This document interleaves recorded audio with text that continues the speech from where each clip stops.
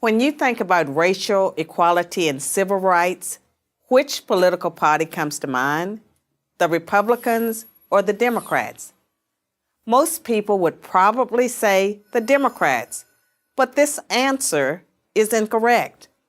Since its founding in 1829, the Democratic Party has fought against every major civil rights initiative and has a long history of discrimination. The Democratic Party defended slavery, started the Civil War, opposed Reconstruction, founded the Ku Klux Klan, imposed segregation, perpetrated lynchings, and fought against the Civil Rights Acts of the 1950s and 1960s. In contrast, the Republican Party was founded in 1854 as an anti-slavery party.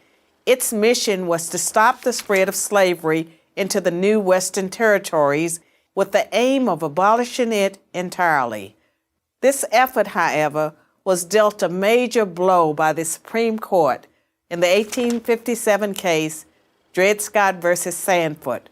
The court ruled that slaves aren't citizens, they're property. The 7 justices who voted in favor of slavery, all Democrats. The 2 justices who dissented, both Republicans. The slavery question was, of course, ultimately resolved by a bloody civil war. The commander-in-chief during that war was the first Republican president, Abraham Lincoln, the man who freed the slaves. 6 days after the Confederate Army surrendered, John Wilkes Booth, a Democrat, assassinated President Lincoln. Lincoln's vice president, a Democrat named Andrew Johnson, assumed the presidency.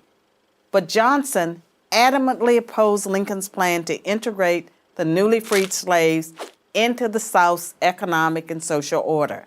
Johnson and the Democratic Party were unified in their opposition to the 13th Amendment, which abolished slavery, the 14th Amendment, which gave blacks citizenship, and the 15th Amendment, which gave blacks the vote. All 3 passed only because of universal Republican support. During the era of Reconstruction, federal troops stationed in the South helped secure rights for the newly freed slaves.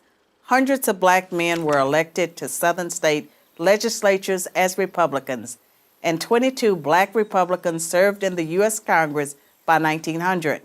The Democrats did not elect a black man to Congress until 1935.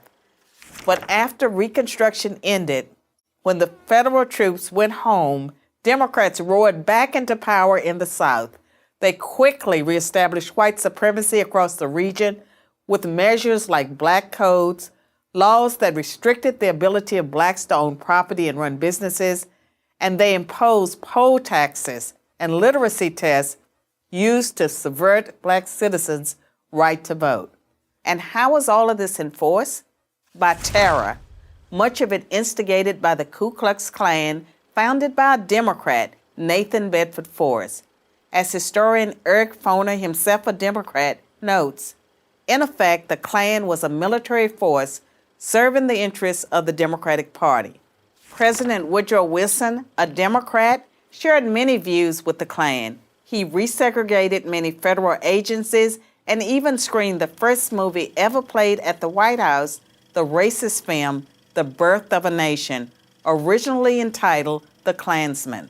A few decades later, the only serious congressional opposition to the landmark Civil Rights Act of 1964 came from Democrats.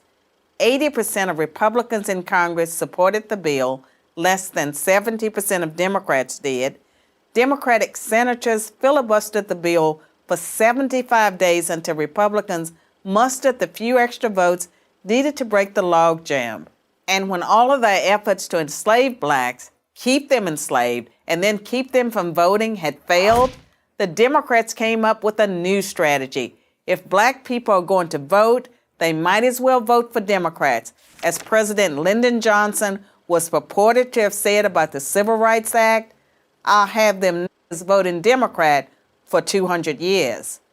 So now, the Democratic Party prospers on the votes of the very people it has spent much of its history oppressing.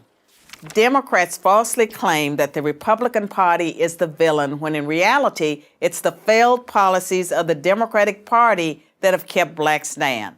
Massive government welfare has decimated the black family. Opposition to school choice has kept them trapped in failing schools. Politically correct policing has left black neighborhoods defenseless against violent crime. So when you think about racial equality and civil rights, which political party should come to mind? I'm Carol Swain, professor of political science and law at Vanderbilt University for Prager University. Thanks for watching. To keep our videos free, click here.